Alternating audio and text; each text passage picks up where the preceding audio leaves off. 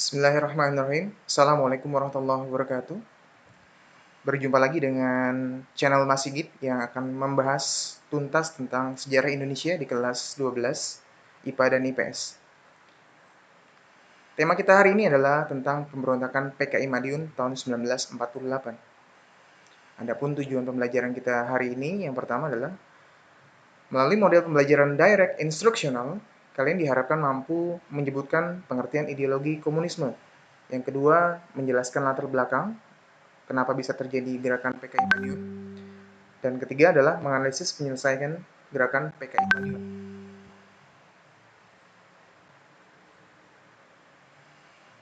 Sebelum kita membahas materi PKI Madiun kita hari ini, ada baiknya kalian mengetahui tentang berbagai istilah singkat ya yang mungkin masih terdengar asing di telinga kalian. Yang pertama adalah istilah tentang disintegrasi, yang itu artinya adalah perpecahan kurang lebih. Sebaliknya, yang dimaksud dengan integrasi adalah suatu persatuan, ya. Kemudian yang ketiga adalah ideologi, yang merupakan kumpulan ide atau gagasan. Dan keempat, komunisme, yang merupakan ideologi tentang kesetaraan ekonomi melalui penghapusan kepemilikan pribadi, ya. Artinya tidak negara tidak mengakui adanya kepemilikan pribadi, semua prinsipnya sama rata, sama rasa. Dan kelima adalah negara teokrasi, yang merupakan sistem pemerintahan berdasarkan agama. Dan terakhir adalah Darul Islam, yang merupakan konsep negara Islam. Nah, ini adalah berbagai pemberontakan atau pergolakan di berbagai daerah dalam kurun waktu 1948 sampai dengan 1965. Fokus kita hari ini adalah membahas tentang PKI Madiun yang terjadi tahun 1948. Adapun latar belakang, ya, kenapa kita membahas materi ancaman disintegrasi pada hari ini, adalah sebagai negara yang memiliki berbagai macam keragaman, mulai dari agama, suku, hingga dengan budaya, Indonesia itu akan menjadi sangat rentan dengan sebuah disintegrasi atau perpecahan. Ya.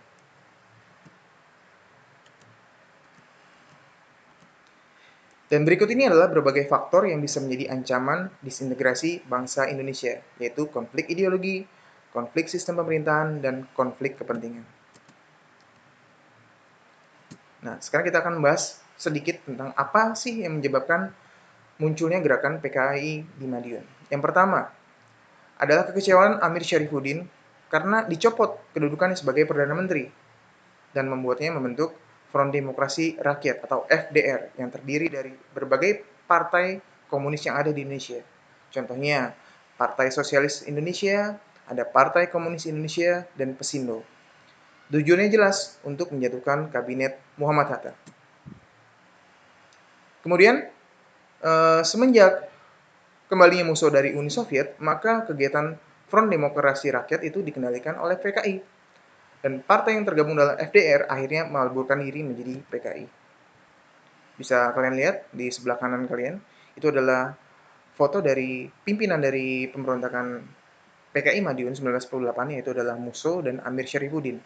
Jadi Musso adalah seorang tokoh komunis Indonesia yang sudah lama tinggal di Uni Soviet, atau sekarang itu adalah Rusia, yang kemudian pulang ke Indonesia untuk bergabung dengan Amir Syarifuddin untuk mengadakan propaganda anti pemerintah pimpinan Soekarno dan Hatta. Dalam usahanya mendirikan negara sosialis Indonesia yang berpusat di Madiun, PKI melakukan penyiksaan dan pembunuhan besar-besaran kepada pejabat-pejabat pemerintah, para perwira TNI dan polisi, para pemimpin partai, tidak terkecuali para ulama, santri, dan tokoh masyarakat. Dan puncaknya, pada tanggal 18 September 1948, Musso memproklamirkan berdirinya negara Soviet Indonesia yang berpusat di Madiun, Provinsi Jawa Timur, serta mengubah dasar negara Pancasila ya yang sudah disahkan oleh PPKI pada tahun 1945 itu menjadi dasar komunis. Perhatikan di sebelah kanan kalian itu adalah logo atau simbol dari komunisme yang berbentuk palu dan arit. Palu dan arit itu merupakan simbol dari komunis. Gambar palu dan arit yang tumpang tindih bersilang masing-masing mewakili kaum buruh dan kaum petani yang menyimbolkan persatuan dari kedua kaum tersebut. Ini adalah peta wilayah yang diduduki oleh PKI tahun 1948, terutama di daerah Madiun ya. tidak jauh dari Jogja dan juga Malang.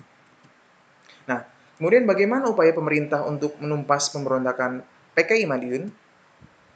Yang pertama, Panglima Besar Sudirman yang pada saat itu menjabat sebagai Panglima TNI ya, membentuk gerakan operasi militer yang dipimpin oleh Kolonel Gatot Subroto dan juga Kolonel Sungkono.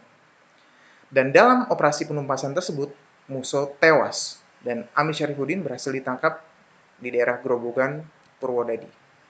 Ini adalah gambar operasi militer yang dilakukan oleh kesatuan TNI dan polisi yang dikerahkan untuk menumpas pemberontakan PKI di Madiun atau di Gunung Kidul. Dan yang gambar kedua, ini adalah TNI melakukan pengejaran dan pembersihan terhadap anggota-anggota PKI di sekitar Madiun dan Gunung Lawu. Baik, dari pemaparan materi yang sudah saya sampaikan di depan, maka kita akan coba latihan soal. Kira-kira siap atau belum? Silakan disimak. Yang pertama, pada kurun waktu 1948 sampai dengan 1965, pemerintah Indonesia diwarnai oleh banyaknya gerakan integrasi di berbagai daerah. Nah, pertanyaannya, gerakan disintegrasi itu lebih diartikan sebagai upaya apa? A. Pembatasan, B. Pemisahan, C. Peleburan, D. Penyatuan, E. Penggabungan. Apa kira-kira?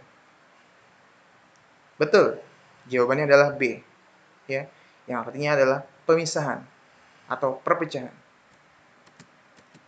Kedua, ideologi yang diusung oleh Partai Komunis Indonesia tidak mendapat tempat di bumi Indonesia karena ideologi atau paham yang diusung adalah A. Ideologi demokrasi, B.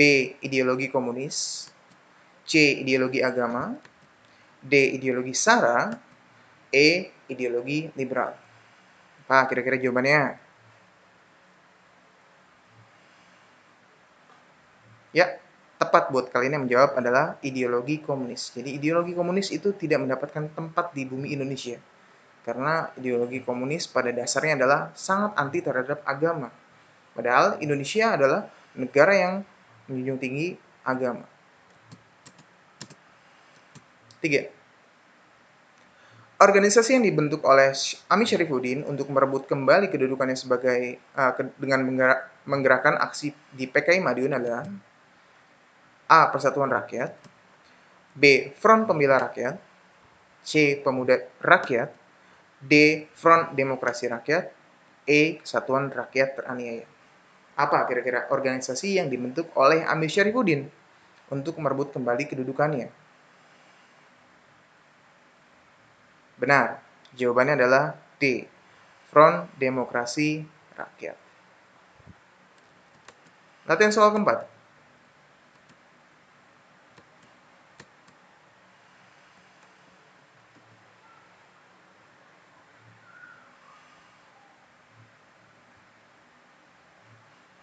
Tujuan pemberontakan PKI Madiun tahun 1948 adalah A. Menentang pemerintah pusat, B. Mendirikan negara komunis Indonesia, C. Menjatuhkan wibawa pemerintah Indonesia di mata rakyat, D. Mengadu domba rakyat yang pro dan kontra dengan PKI, atau E.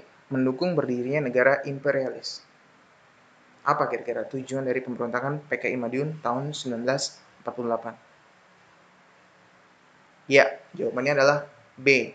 Itu adalah untuk mendirikan negara komunis Indonesia. Terakhir, simbol dari ideologi komunisme adalah palu dan arit yang mewakili, silakan perhatikan di sebelah kanan kalian, A. Buruh dan nelayan, B. Buruh dan pedagang, C. Buruh dan petani, D. Nelayan dan pedagang, atau E. Pedagang dan petani. That's right. Jawabannya adalah C. Buruh dan petani. Baik, demikian materi singkat yang membahas tentang PKI, pemberontakan PKI yang terjadi di Madiun tahun 1948. Sampai ketemu lagi di materi selanjutnya. Jangan lupa like, komen, dan subscribe. See ya!